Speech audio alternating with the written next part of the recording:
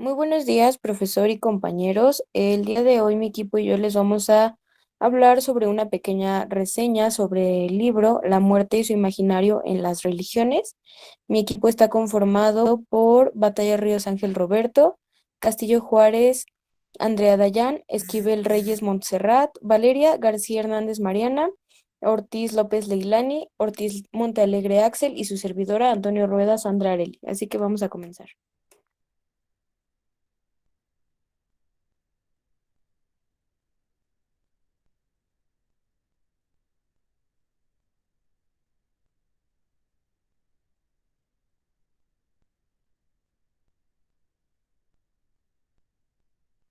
Vale, tenemos el primer capítulo en el cual nos habla sobre el hombre prehistórico y la muerte. Como sabemos, en las antiguas civilizaciones prehistóricas se realizaban diversas ofrendas para los muertos. Aquí tenemos un tipo de ofrendas que son las ofrendas alimenticias, que estas indicarían una visión del muerto como un cadáver viviente. Cada una de las ofrendas tenía como un significado específico y las vamos a ver a continuación. Las armas e instrumentos colocados junto a la tumba le servirán al muerto para provisionarse de alimentos cuando se termine la comida. Los hogares y cenizas cerca de los muertos serían para abrigarlo del frío. El empleo del almagre u ocre rojo buscaba devolver al difunto el color del organismo viviente, es decir, su sangre.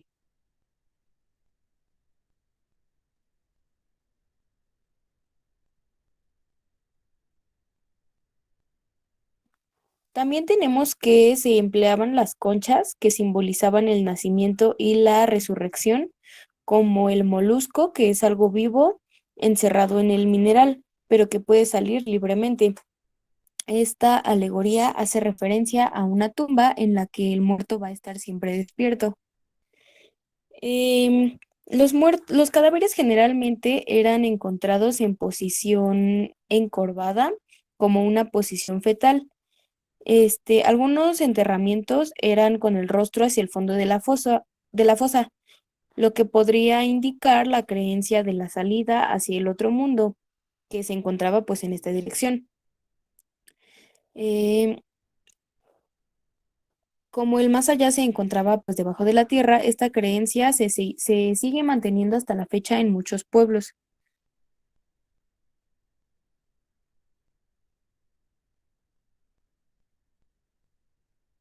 En el Paleolítico se encontraban distintas pinturas que se representaban o representaban más bien lo que era la interpretación de rituales o de interpretaciones mágicas o chamánicas en torno a la muerte.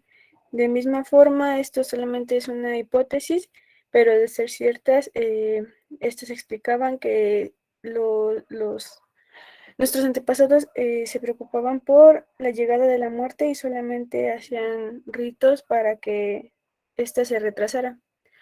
De misma forma, en el neolítico es más esta conciencia de que en algún momento se tenía que llegar a la etapa de la muerte y ya no se muestra un miedo a la misma, por lo cual se tiene un culto un culto a la fertilidad de la diosa madre, o mejor conocida también como la diosa de la vida y de la muerte. Eh, Ella muestra un punto en encontrarse ¿cómo se llama? Antiguos, se me fue el nombre, perdón. Algunas antiguas tumbas, perdón, se encontraba su forma y su figura para que se llegara a la conclusión de que ella los cuidara en el camino de la vida y al final de la muerte y lo que seguía. Por la siguiente, por favor.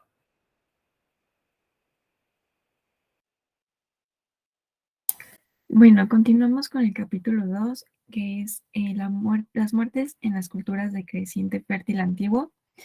Tocaremos primero la muerte en Mesopotamia. Como punto principal, podemos ver que tienen una visión negativa acerca de la muerte. También podemos ver que se presenta aquí dioses caprichosos, que no hay inmortalidad y matanza entre dioses. Pero bueno, se divide en tres puntos principales. El primero es la búsqueda infructuosa de la inmortalidad, el segundo el inframundo del que no se vuelve, y el tercero que es el cuidado de los difuntos y su sentido social.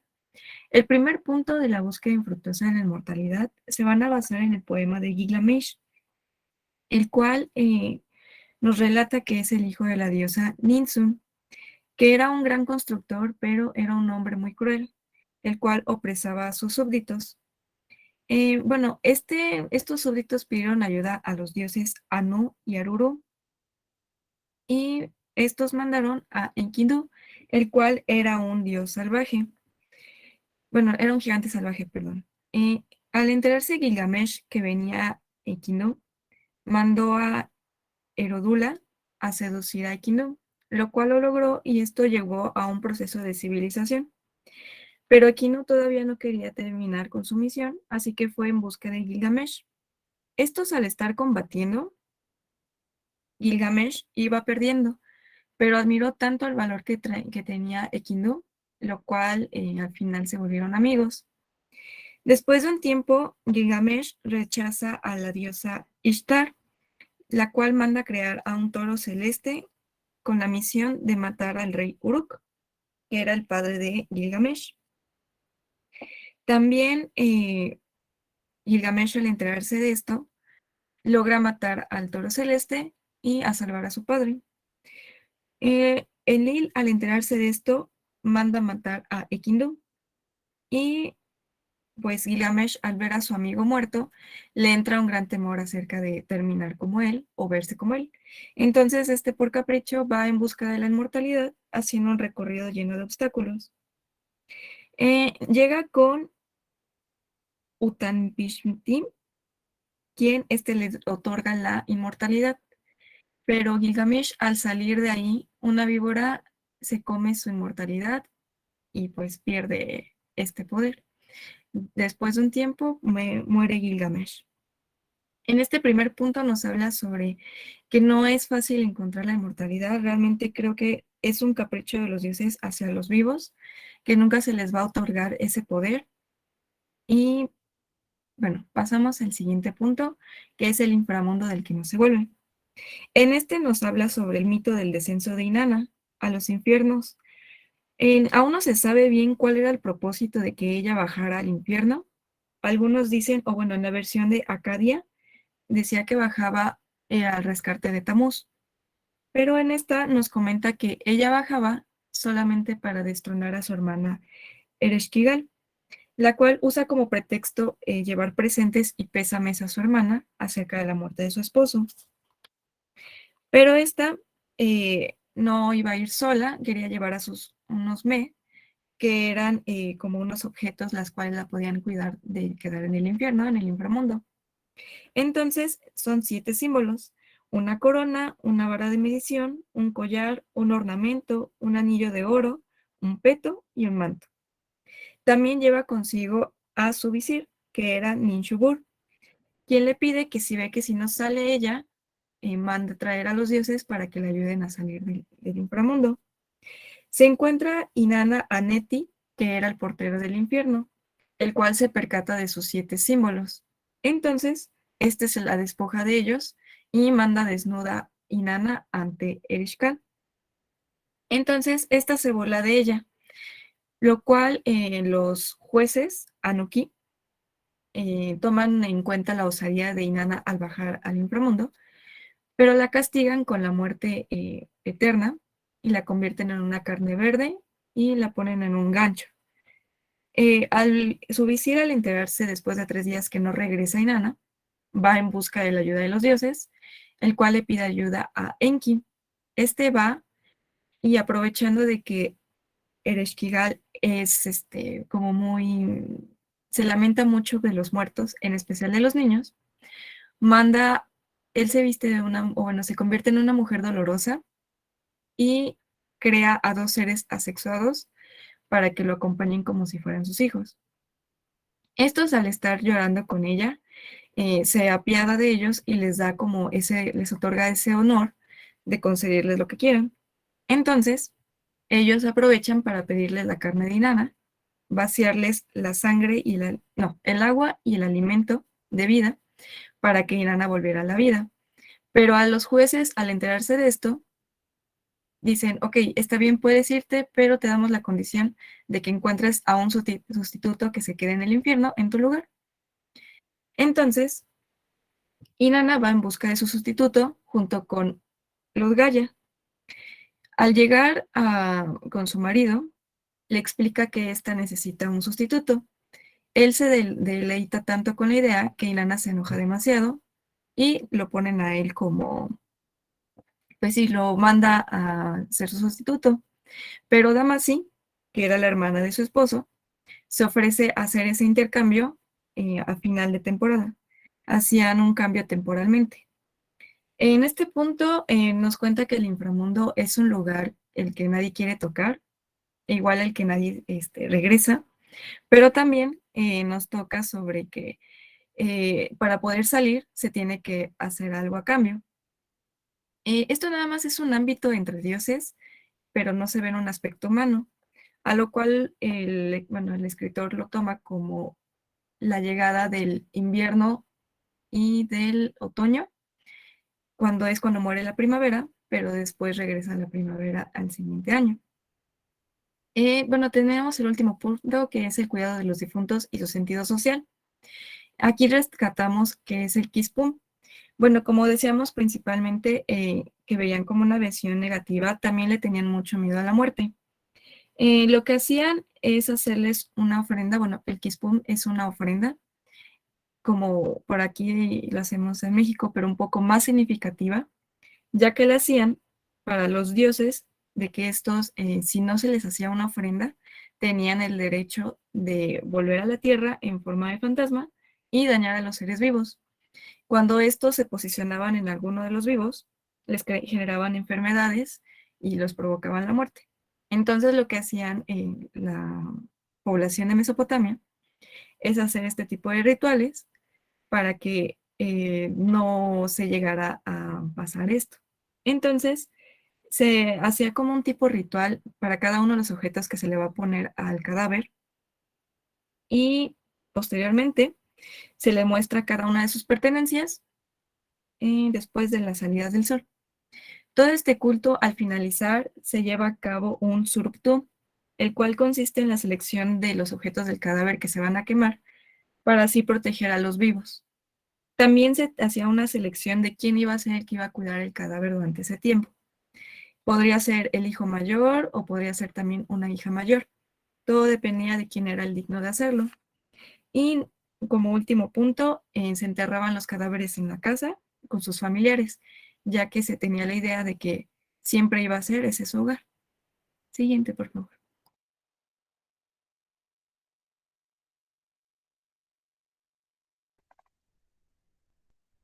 Bueno, bien sabemos que la cultura de Egipto es conocida por sus costumbres mortuorias, pero existen detalles que son necesarios mencionar. La forma en cómo los antiguos egipcios tenían la necesidad de enterrar a sus muertos dependió de la clase social a la que pertenecían y a sus condiciones económicas. En el egipcio histórico, la gente sencilla no podía costearse los rituales y suntuosos enterramientos como la de los nobles, y mucho menos las de un faraón, pero buscaban siempre alternativas para la continuidad de una vida digna para sus muertos. Trataban de proporcionar lo necesario y esto dependía del sitio de donde vivieran. Hacían fiestas especiales o fiestas a sus muertos en el que el papel de la familia era muy importante. Fue cuando los enterramientos de estos cuerpos y después, más tarde, descubrirlos, más bien descubrir que las circunstancias que proveía la arena caliente y seca proporcionó que se desecara de modo natural los cadáveres, conservándolos indefinidamente. Esto hizo que en Egipto se empezara a prestar especial atención a la supervivencia humana y a la momificación. La continuidad de la existencia del muerto, pues depende de la condición de su cuerpo. Fue aquí el comienzo de embalsamar al muerto con una serie de elementos que se asemejara a las propiedades de la arena. A este tratamiento se le añadió la extracción de las vísceras y el desarrollo de técnicas para los tejidos y también restaurar las facciones. Los sacerdotes tenían o se encargaban de buscar reconstruir las facultades mentales y revivificar los agentes y amuletos de la vida del difunto. Las entrañas también eran embalsamadas y se conservaban en las 4 vasijas, que son los capones. Principalmente se buscaba la imitación del dios Osiris. Cuando se comenzaba a embalsamar los cuerpos, se había convertido en algo tan necesario para garantizar el adecuado tránsito del muerto a la otra vida que será la recreación de una vida ideal que no pudieron tener.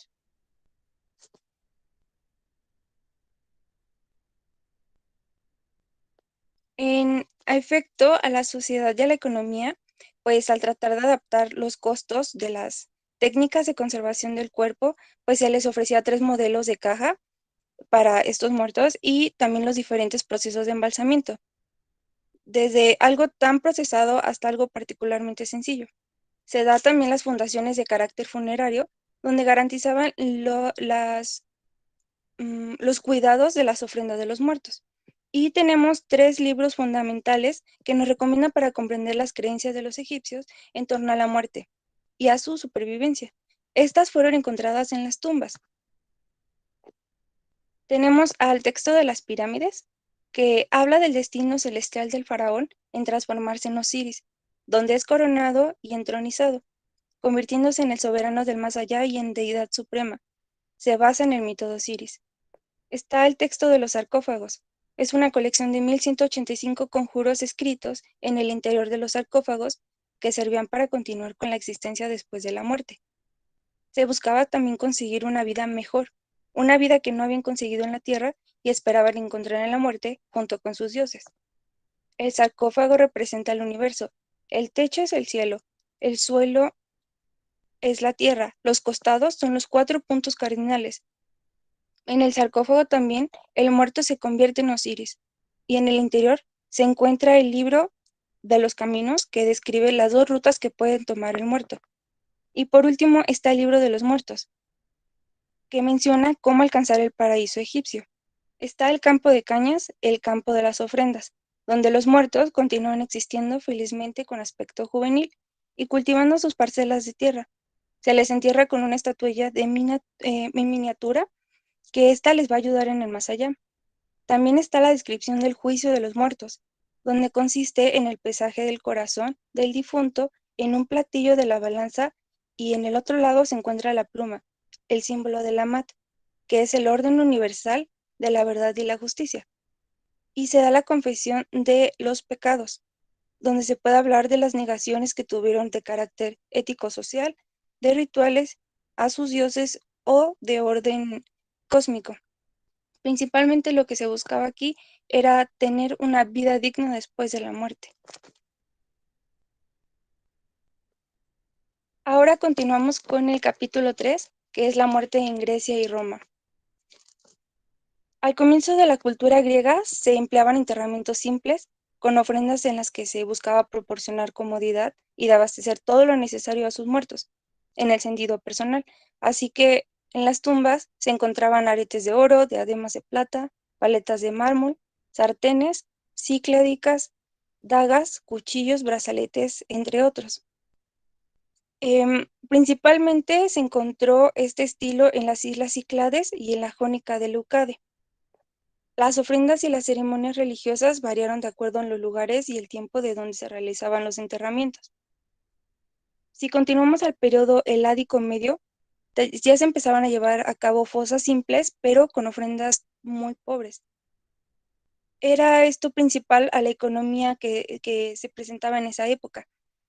Después llegó la práctica de enterramientos intramuros y el uso de cerámica en las ofrendas. Pasamos a la época heládico tardía. En la fortaleza de Micenas se caracterizó por la riqueza y grandiosidad de las ofrendas, que ya presentaba más ricas ofrendas, y ya aparecía una gran influencia de la cultura egipcia y siria. Destacan las tumbas de pozo, que comienzan los rituales establecidos para enterrar a un miembro de una familia micénica, donde ya se utilizaban incluso estelas funerarias con que representaban las actividades del difunto.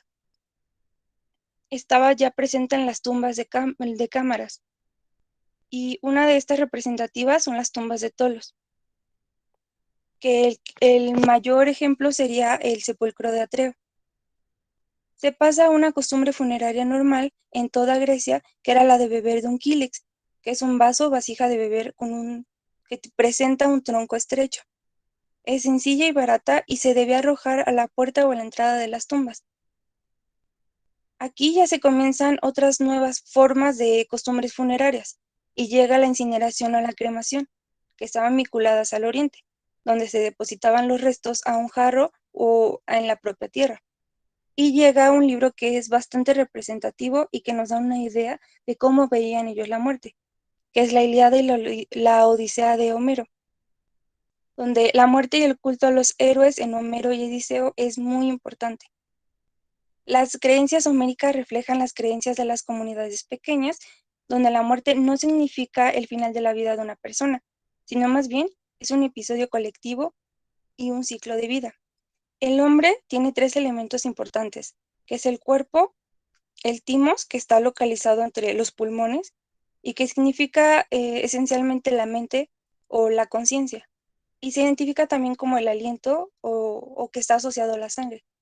Y por último, y el más importante, está el psique.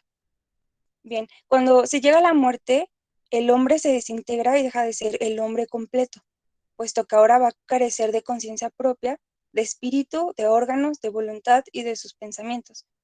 Llegados a este punto, la concepción del hombre puede poseer dos existencias, la de la corporeidad, que es perceptible, y la de la imagen invisible, que puede cobrar vida propia después de la muerte, pero obviamente con las limitaciones que ya se mencionaron.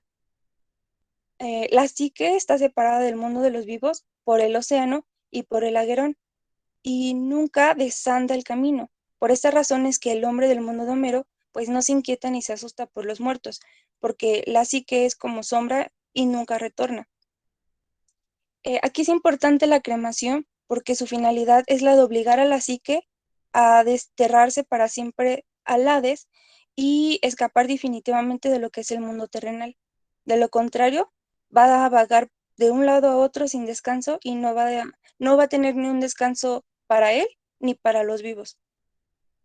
Cuando se llega al Hades, se debe estar acompañado de los gemelos sueño y la muerte. Y Hermes hace presencia y lo lleva con Caronte, que es el barquero, que lo va a llevar hasta la entrada de la puerta del Hades. Tenemos los cultos a los héroes, donde trataban de resaltar las circunstancias peculiares de la muerte o de sus grandes hazañas. Y esto llevaba también a reflejar los misterios. Epicuro menciona en sus cartas que así como es de terrible los males, la muerte no es nada para nosotros, porque cuando nosotros somos, la muerte no está presente. Entonces ya no somos nosotros. En nada afecta, pues, ni a los vivos ni a los muertos, porque para aquellos no está, y estos ya no somos. Pero la mayoría unas veces huye de la muerte como del mayor mal, y otras veces la prefiere como un descanso de las miserias de la vida.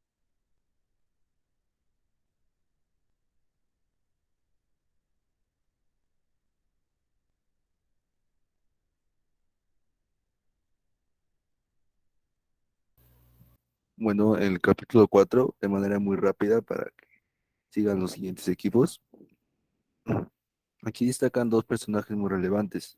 El primero es uno de los grandes fundadores de las religiones de la historia, Zaratustra, y por otro lado, Ahura Mazda, el único Dios supremo, creador de dos espíritus, el bien y el mal. Todo se refleja en su obra Avesta, que en donde recoge su doctrina y elaborada en diferentes periodos. Aquí destacan dos partes fundamentales: los gatas, etimológicamente cantos, y el Vinidad Sade, prescripciones para mantener o restablecer la pureza ritual. Tenemos que la muerte de los gatas se da un lugar de paso hacia el más allá, donde tiene lugar la separación de buenos y malos, e implica el juicio individual de las almas, nada más producirse la muerte, denominado el puente Shinbat. Una vez superado el puente, los dones que ofrece Aura Mazda a sus fieles seguidores son la inmortalidad, recto orden y el reino de bienestar. Por otro lado, la muerte en el Videhat Sade refleja un periodo posterior a los Gatas, dominando por la clase sacerdotal de los magos, quienes adoptan la religión de Zaratustra. Aquí se desglosan dos aspectos muy fundamentales, que es el cadáver y su impureza. Se dice que el contacto con un cadáver es causa de impureza. Para que se evite esto, se requiere construir tagmas, que son plataformas sobre las que el cadáver es expuesto a las aves de presa para que devoren el cuerpo y lo dejen limpio. Y por otro lado, las nociones escatológicas.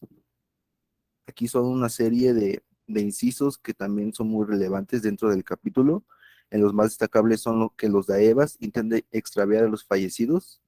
Los daevas son aquellos monstruos que se muestran el lado inferior derecho. Y también dice que da comienzo el juicio siendo interrogada sobre sus acciones en vida eterna. Por último, subraya el fracaso a los daevas.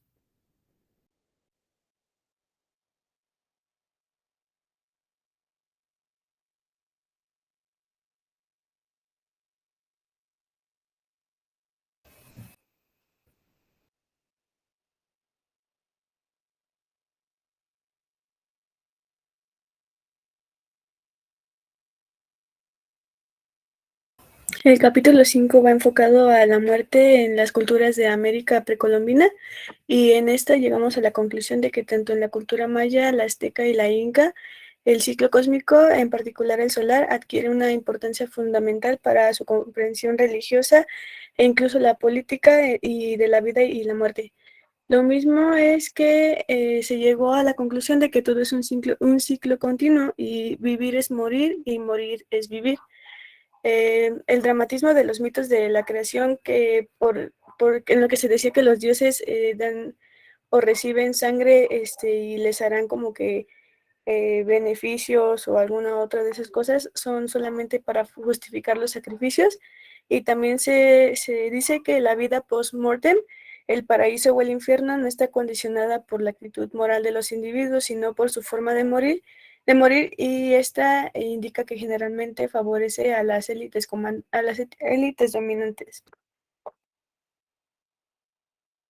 Siguiente. Bueno, en términos generales, en este capítulo se explican los tres tipos de textos en donde se abarcan las teorías de hindúes sobre el karma y la reencarnación, que se relacionan con la idea de la casualidad y la continuidad con el postulado de la justicia compensadora.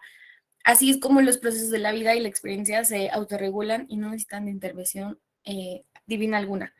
Existe el karma positivo, que se denomina dharma, o el negativo, que requiere una reencarnación o renacimiento para poder recompensar todo lo hecho, de modo que no se pierda sin lograr su efecto. Siguiente, por favor. Siguiente. Siguiente. Siguiente. Siguiente. Siguiente. Bueno, después tenemos el capítulo de la muerte en el budismo, y aquí se cree que en una suerte de vida futura culminada en el nirvana, también en innumerables almas que habitan en los seres humanos, animales y plantas, y que están encarnadas en la materia por karmas buenos. También tenemos la salvación, que consiste en la liberación del alma, que quedará jubilosa y eternamente aislada en el techo del universo. Y se mencionan algunas que rechazan la teoría monista de que una sola alma palpitará en todas las cosas a causa de las distintas diferencias entre los cuerpos. Y por eso es que, y por lo tanto, entre las almas. Eh, el tema en el que se centra este capítulo es la religión fundada por el Buda. Siguiente. Siguiente. Siguiente.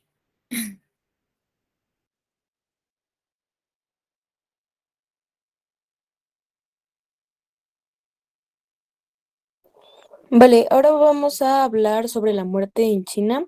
En esta cultura, la creencia estaba muy basada en el culto a los antepasados. Diversos hallazgos arqueológicos y los enterramientos apuntan a ciertas creencias vagas en las supervivencias tras la muerte, que durante uno de los periodos más importantes, que fue el periodo Shang, llevó a la práctica de los sacrificios humanos, a que esto dejara de realizarse en la cultura.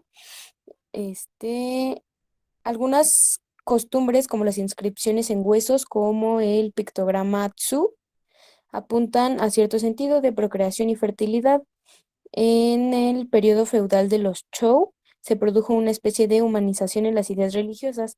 Se rechazaron estos sacrificios que anteriormente se venían realizando y mitigaron la influencia de los muertos sobre los vivos.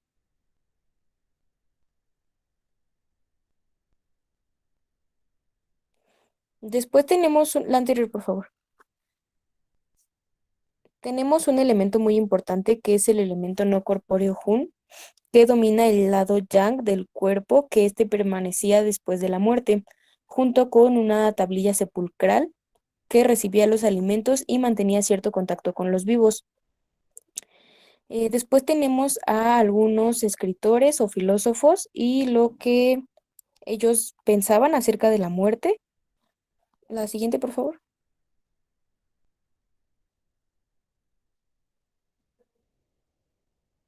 Vale, tenemos que en el teoísmo se habla sobre el proceso cósmico. En este se describe el origen y el fin de todo, de la vida, y que la vida, bueno, en el teoísmo se habla de que la vida no puede ser sacrificada por ningún motivo. Se apunta que el origen cósmico y natural